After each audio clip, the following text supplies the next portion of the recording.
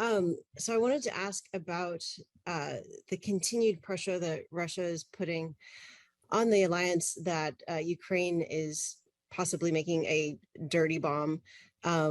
Today, Ukraine's own nuclear energy company put out a series of statements on what they think is evidence showing that Russia is actually trying to assemble a dirty bomb and perhaps blame Ukraine, including unauthorized construction where there's spent fuel at the Zaporizhzhia facility. I was wondering if the Pentagon has seen any of this unauthorized activity too, and do you think that Russia is actually trying to plant a false flag where it would blame Ukraine, but might be assembling this dirty bomb itself?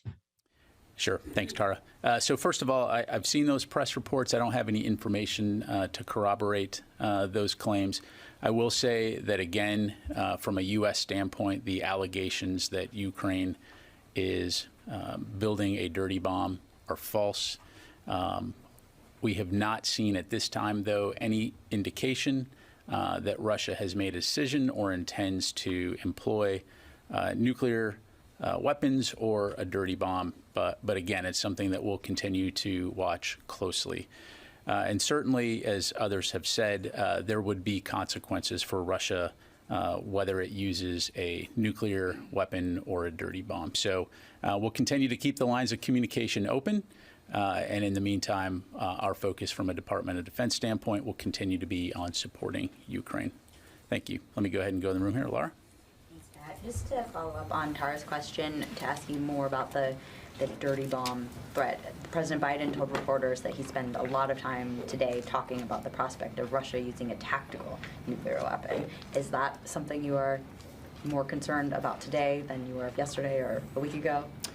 Again, we're going to continue to monitor this very closely. I think, as we've said in the past, when we've seen Russian leaders use nuclear rhetoric, certainly that is concerning.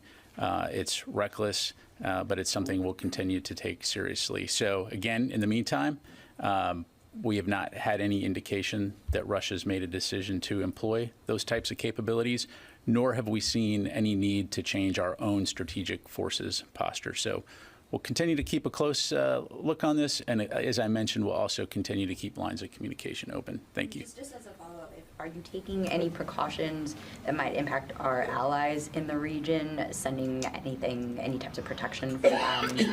So we have not changed our force posture in NATO, and again, have seen no need at this time to change our strategic forces posture. Thank you. Sylvie. Thank you, Pat. Yesterday you said that you had no indication that Russia made the decision to use nuclear, dirty, but also bio and chemical weapons. Is it still your assessment that they didn't make a decision to use bio or chemical weapons? Yes, we have no indication right now that Russia has made a decision to employ nuclear, chem, bio weapons at this time. But again, it's something that we'll continue to monitor very closely. Will? You mentioned that there would be consequences for Russia if it uses a dirty bomb. Have those consequences been conveyed directly to the Russians at this point?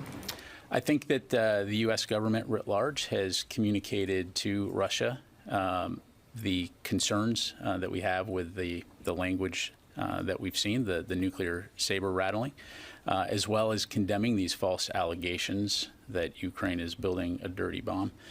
In terms of what those consequences may be, I'm not going to get into that, but needless to say, that has been communicated at a variety of levels.